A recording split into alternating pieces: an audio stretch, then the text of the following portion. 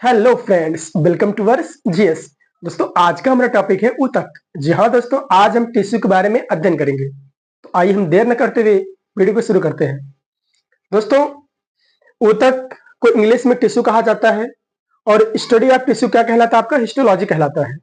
यानी टिश्यू के अध्ययन को या ऊतक के अध्ययन को हम क्या बोलते हैं? हिस्टोलॉजी बोलते हैं। ठीक है।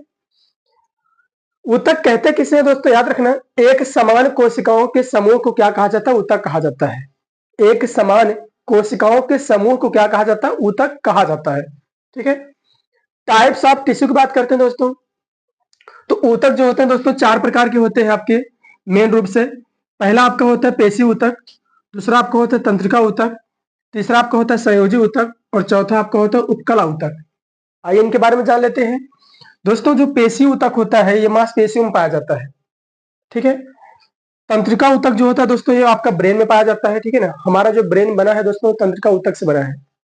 संयोजी ऊतक दोस्तों ये हमारे बॉडी को कनेक्ट करता है, यानी हमारी पूरे बॉडी को जोड़ने का काम कौन करता है? संयोजी ऊतक करता है। उपकला ऊतक क्या करता है दोस्तों? याद रखना, उपकला ऊतक चोट लगने से क्या करता है? आपको बचाता है। ठीक है ना। तो ये चार प्रकार के ऊतक है दोस्तों। एक बार फिर समझ लेते हैं दोस्तों, मैस्कुलर टिश्यू यानी पेशी ऊतक क्या करता है दोस्तों? ये मांसपेशियों को कनेक्ट करते हैं, जोड़ने का काम करता है। ठीक है ना। मांसपेशी और मांसपेशियों में पाया जाता है दोस्तों। ये तंत्रिका ऊतक ब्रेन में पाया जाता है दोस्तों। ब्रेन में जो आपका पूरा ब्रेन बना होता है वो किस ऊतक का बना होता है? तंत्रिका ऊतक का बना होता है। संयोजी तो क्या करता है दोस्तों? ये पूरे आपकी बॉडी को कनेक्ट करता है, जोड़े रखता है, जिसको हम क्या कहते हैं? कनेक्टिव टिश्यू कहते हैं। उपकला ऊतक दोस्तों ये हमें चोट लगने से बचाता है, जिसको हम क्या कहते हैं? एडिपोज टिश्यू कहते हैं। ठीक है। आइए देखते हैं दोस्तों, पेशी ऊतक की बात करते हैं दोस्तों। पेशी आपकी दो प्रकार की होती है, एक तो होती है रेखी पेशी, एक होती है आरेखी पेशी। दोस्तों, रेखी पेशी क्या कहा जाता है? ऐच्छिक पेशी। और आरेखी पेशी क्या कहा जाता है दोस्तों? अनैच्छिक पेशी। अब ऐच्छिक पेशी क्या होती है दोस्तों? जो अपनी इच्छा के अनुसार वर्क करे वो आपका क्या होती है? ऐच्छिक पेशी होती है। ठीक है ना। अनैच्छिक क्या होती है दोस्तों? जो जिस पर आपका कंट्रोल ना हो। ऐच्छिक का मतलब दोस्तों, जैसे अगर आप ये हाथ उठा रहे हैं तो अपनी इच्छा अनुसार उठा रहे हैं, इसको हम क्या कहेंगे? ऐच्छिक पेशी। अब कुछ ऐसी होती है जो अनैच्छिक क्रियाएं होती हैं फिर शरीर में। जैसे आपने भोजन किया, अब भोजन तो आपका काम है करना, लेकिन अब वो भोजन जो है दोस्तों आमाशय में जाएगा, आमाशय से फिर आपको पता है छोटी आंत में, छोटी आंत से बड़ी आंत में। ये पेशियों पर हमारा कंट्रोल है। क्या क्या हम भोजन को अपने आमाशय में रोक सकते हैं? नहीं रोक सकते। ये दोस्तों कैसी पेशी होंगी? अनैच्छिक पेशियां। जिस पर हमारा कंट्रोल हो ऐच्छिक पेशियां, जिस पर हमारा कंट्रोल ना हो अनैच्छिक पेशियां। ठीक है। तो रेखीय पेशी को ऐच्छिक पेशी कहा जाता है दोस्तों।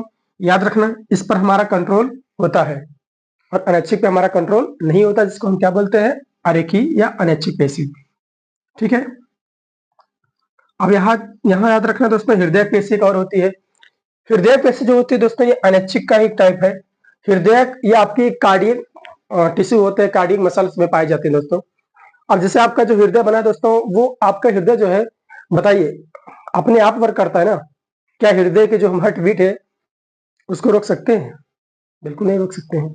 या आपका जो लंग्स है, सांस लेना, सांस को बाहर निकालना, इसको हम रोक सकते हैं? बिल्कुल नहीं रोक सकते हैं। तो आप कह सकते हैं कि आपका कैसा होगा दोस्तों? हृदय होगा, यानी अनैच्छिक में आएगा ये। ठीक है ना। तो तीनों प्रकार की पेशी आप समझ होंगे। नेक्स्ट बात करते हैं दोस्तों तंत्रिका ऊतक की। न्यूरल टिश्यू कहा जाता है इसको। ये ब्रेन में स्थित होता है। हमारा जो ब्रेन बना होता है दोस्तों किससे बना होता है? आप कह सकते हैं न्यूरल टिश्यू से बना होता है। ठीक है। नेक्स्ट बात करते हैं दोस्तों संयोजी ऊतक की। संयोजी ऊतक क्या होता है? जिसको हम इंग्लिश में बोलते हैं कनेक्टिव टिश्यू। दोस्तों, संयोजी ऊतक अगर देखा जाए तो इसके चार एग्जांपल है आपके। पहला आपका होता है ब्लड, दूसरा लिम्फ होता है, तीसरा बोन होता है, चौथा होता है कार्टिलेज। दोस्तों, ये जो आपका ब्लड है पूरे शरीर को जोड़ के रखा है, कनेक्ट करने काम कर रहा है, इसलिए इसको क्या कहा जाता है? कनेक्टिव टिश्यू कहा जाता है। ये लिम्फ क्या होता है दोस्तों? लिम्फ ब्लड में ही पाया जाने वाला पदार्थ होता है जो पीले रंग का होता है। ठीक है ना। तो ब्लड और लिम्फ दोनों की तरीके के हैं, तो आप कह सकते हैं कि जो ब्लड होता है आपका और जो लिम्फ होता है दोनों कैसे टिश्यू है दोस्तों? कनेक्टिव टिश्यू, यानी जोड़ने काम करते हैं। अब दिमाग लगाइए, आपका जो शरीर है दोस्तों हर जगह ब्लड है, क्योंकि जोड़ने काम कौन कर रहा है? ब्लड कर रहा है। बोन आपको पता है, स्टडी ऑफ बोन क्या कहलाता है दोस्तों? अच्छे से पता होगा आपको, ऑस्टियोलॉजी कहलाता है।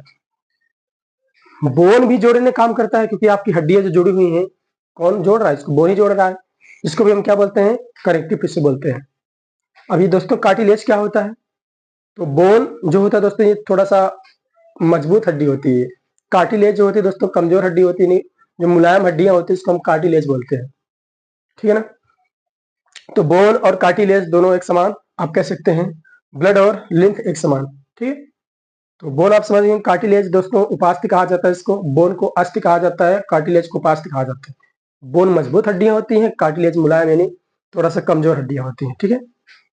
तो ये सारे किसके एग्जाम्पल है दोस्तों, कनेक्टिव टिश्यू के, यहाँ से भी क्वेश्चन बनते हैं, ठीक है। नेक्स्ट बात करते हैं उपकला ऊतक, जिसको एडिपोज टिश्यू कहा जाता है। वसा दोस्तों, आपको पता है कि अगर हमारे शरीर के अंदर अगर वसा ज्यादा रहेगा तो हम मोटे दिखेंगे। जैसे अगर गाल में वसा ज्यादा है तो थोड़ा उभरा हुआ रहेगा गाल, और दोस्तों पेट में भी वसा होता है। उसके बाद अगर आप देखेंगे तो जो कहते हैं कि ऊंट होता है, उसके कुबड़ में भी क्या होता है, वसा ही होता है, जो लंबे समय तक बिना पानी पिए रह सकता है। झुर्री, इसमें भी वसाओं की कमी हो जाती है। तो आइए समझते हैं वसा दोस्तों। आपको तो फैट कहा जाता है इसको। फैट जो होता है दोस्तों, ये फैट क्या करता है, अब जाहिर सी बात है अगर किसी में फैट होगा, मांसपेशियां ज्यादा होंगी, तो अगर उसको आप मारेंगे मुक्का, लगेगी नहीं जल्दी उसको, क्योंकि मांसपेशियां ज्यादा है उसके अंदर, वसा ज्यादा है, ठीक है ना। कुबड़ होता है दोस्तों, कुबड़, हाँ हमने आपको बताया कि जो ऊंट होता है उसमें ऊपर देखते नहीं हो, कुबड़ होता है, उसमें भी वसा भरा रहता है, इसलिए वो पानी काफी दिनों तक नहीं पीता है। पेट, ये दोस्तों जो यहाँ निकला होता है, यहाँ पर पेट में देखते होंगे, ये सब फैट होता है। तो ये बॉडी को कहने मतलब है सब बेकार करती है। झुर्री क्या करता है दोस्तों, झुर्री आपको पता है जब वसा की कमी हो जाती है, जब वसा हो जाए तो गाल पिचक जाता है, या फिर वसा की कमी से दोस्तों क्या होता है, झुर्री आ जाती है, चेहरे पे देखते होंगे, ठीक है ना, और पिचक जाने के बाद भी झुर्री आ जाती है। तो दोस्तों ये झुर्री वसा की कमी से होते हैं, ठीक है ना। तो ये सारे वसा है दोस्तों, आप समझ गए होंगे। तो इतने प्रकार के आपके टिश्यू होते हैं, ठीक है। तो वीडियो कैसा लगा कमेंट बॉक्स में जरूर बताइए। मिलते हैं नेक्स्ट वीडियो में दोस्तों। जय हिंद।